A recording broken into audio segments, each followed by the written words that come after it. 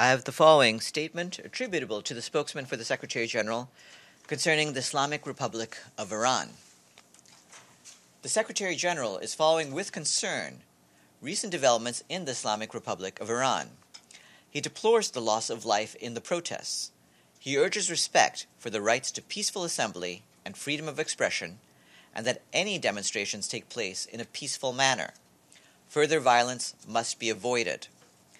And I'd also like to point out that today the High Commissioner for Human Rights, Zeid Rad al-Hussein, has also issued a statement concerning Iran.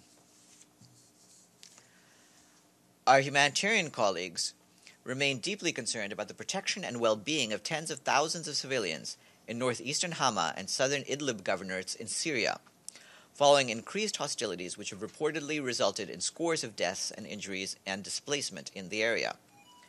Yesterday, 7 people were reportedly killed and at least 18 people injured after an airstrike hit the Khan el-Sobol town in southern rural Idlib. On the same day, 25 people were reportedly injured and several shops and facilities were damaged when shelling hit the main vegetable market in Jisr al-Shughar city in western rural Idlib. Further airstrikes and shelling incidents were reported in the southern countryside of the governorate. The UN and its partners are coordinating the humanitarian response in the area through cross-border operations from Turkey. Priority needs include shelter, food, medical supplies, water and sanitation, and other humanitarian assistance. The United Nations reminds all parties to the conflict of the legal obligation to take constant care to spare civilians and civilian objects. We're also extremely concerned over a recent string of attacks on healthcare facilities inside Syria. On the 31st of December, a local hospital in the Idlib governorate was reportedly damaged by an airstrike, while 1 day earlier, a medical warehouse belonging to an international NGO was reportedly damaged by barrel bombs. We continue to call on all the parties to the conflict to end the destruction of hospitals and other civilian infrastructure that is essential for the civilian population, and to respect their obligations under international humanitarian law and international human rights law. On Libya, our colleagues at the International Organization for Migration tell us that they chartered their first flight of 2018 under the Voluntary Humanitarian Return Program, assisting 142 returnees departing from Libya to Gambia. The UN Migration Agency's next charter is set for next Monday, when around 180 Nigerian nationals are scheduled to be assisted to Lagos, Nigeria's largest city and commercial hub. That flight will bring to close to 20,000 the number of migrants IOM has escorted home from Libya since the beginning of 2017. IOM's displacement tracking matrix has identified 432,574 migrants in Libya, mainly in the Tripoli, Misrata, and Al-Margheb regions, and estimates the number of migrants to be between 700,000 and 1 million. More details are available on their website. And last, I had been asked about the reopening of a communications channel between the Democratic People's Republic of Korea and the Republic of Korea, and I have the following to say. It is always a positive development to have dialogue between the Democratic People's Republic of Korea and the Republic of Korea. In that context, the Secretary General welcomes the reopening of the Inter-Korean Communication Channel. We remain committed to ensuring the implementation of Security Council resolutions on the denuclearization of the Korean Peninsula, and hope that enhanced diplomatic initiatives will help to achieve that goal. And that is it for me. Are there any questions? Yes. Well, you basically answered my first question. And my second question is, what's the Secretary General reaction on two leaders, U.S. and North Korea, playing chickens with the rest of our lives? Has he said anything? Is he going to mention anything? Well, I think I've just said what I intend to say about the developments on the Korean Peninsula. Regarding rhetoric, I think I mentioned yesterday that we tend not to comment on it specifically, but believe that any unhelpful rhetoric needs to be avoided. Yeah, but yesterday, the comment that Trump and North Korean leader, they did not make that comment when you made that comment. So this is basically new. They are playing chickens with the rest of the world's lives. Well, the point I was making yesterday remains valid today, even with anything that occurred afterwards, that we want to make sure that any unhelpful rhetoric is to be avoided. And Secretary General hasn't made any extra comment. We don't have anything particular to say about this. We're not going to respond to any particular war of words as they fly by. Yes. Thank you. Farhan, do you have any notification on the proposed UNRWA cuts that the U.S. administration, both the President and Ambassador Haley, said they're going to do? I'm not aware that they were proposing any cuts to the UN Relief and Works Agency. I did talk to my colleagues at the UN Relief and Works Agency, UNRWA, and they said that they have not been informed by the United States about any particular cuts. Yes, Mr. Abadi. Thank you, Farhan. Yesterday, responding to a question on Iran, you said the Secretary General was evaluating the situation. Does he think that the situation threatens international peace and security? You'll have heard the statement I issued at the top of this briefing, and that's where we stand on this. As you know, a lot of the question of evaluations of threats to international and peace and security are made by the members of the Security Council. Yes, Oleg.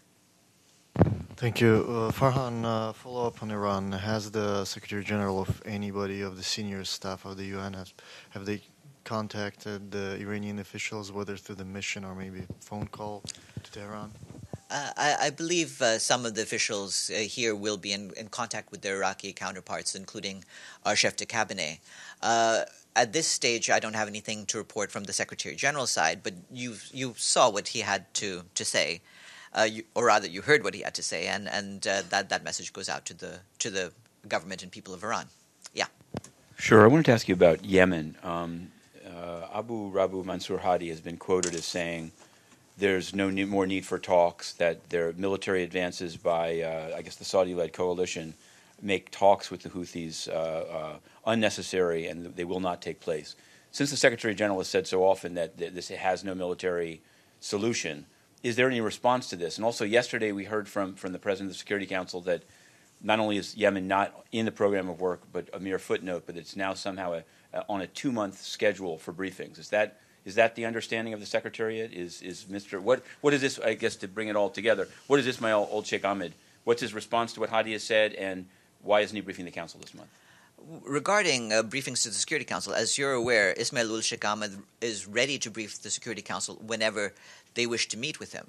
Obviously, it's up to the members of the Council to determine when they need a briefing, but he remains prepared and ready to brief at any moment, and will continue with his work regardless of what the schedule of briefings is. Regarding the comments from President Hadi, I don't have anything specific to say about what he said, but we maintain and will continue to maintain that there is no military solution to the conflict, and the parties need to come to the table and deal with each other and resolve their issues through negotiations. And I want to ask something about the DRC. I definitely saw, during the statement by the Secretary General, but beyond the people that were killed in this crackdown, there was a period of time in which the internet, SMS messages were all turned off by the government as part of its strategy. And so I was left. There was some consternation among Lucha and other groups in the Congo that MONUSCO was tweeting out pictures of the peacekeepers dancing as some sort of a New Year's greeting, and people said this was sort of a bad timing, given that at that very moment civilians were being killed. Does MONUSCO have its own internet? Meaning, when the internet is shut down by the Kabila government, how is it that MONUSCO is still putting things out when citizens facing repression are unable to?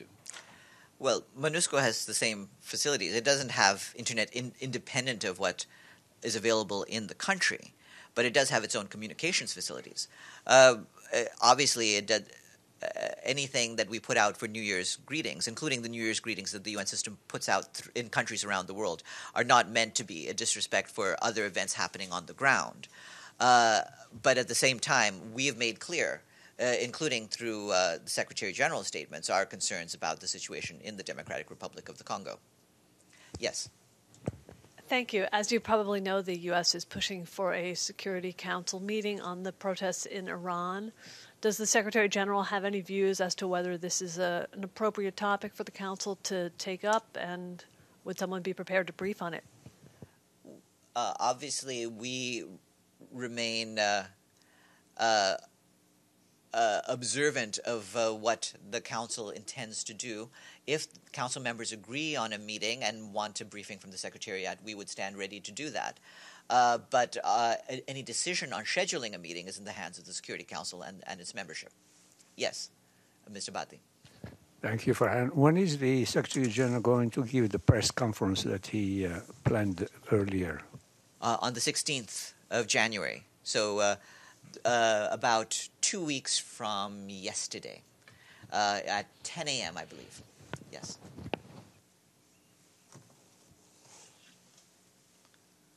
Thank you, Farhan. A follow-up to my own question is on the Palestinian aid. Is there any comment from the Secretary, by the Secretary General, on what would happen if this U.S. aid is cut off to UNRWA, to the Works and Relief Agency, because it is about a quarter of the budget? Well, I don't want to speculate on what may or may not happen. At this stage, like I said, the UN Relief and Works Agency has not received any indication of any change. At this stage, you know, the aid is needed? Obviously, it's important for all of the countries that fund the UN Relief and Works Agency to maintain those funds. As you know, over the years, we made it very clear that the level of funding we have actually would need increases to ensure that we don't have to cut services for the many, many Palestine refugees who are part of the caseload, not just in the occupied Palestinian territories, but in the countries throughout the region. Ask a couple of things about envoys. Since given the budget's inclusion of funds for the naming of a Myanmar envoy, has the Secretary General taken any steps? What's the timeline for actually naming such a person? Well, we don't, at this stage, have an announcement to make about the naming of a person. Once we do, we will. But now that the budget has been agreed, we will comply with it and proceed with the naming of an official. And I also wanted to ask about Cyprus. It's on the agenda this month of the Security Council, at least the peacekeeping mission. But is there a thought of replacing Mr. Ida with the Good Office's envoy?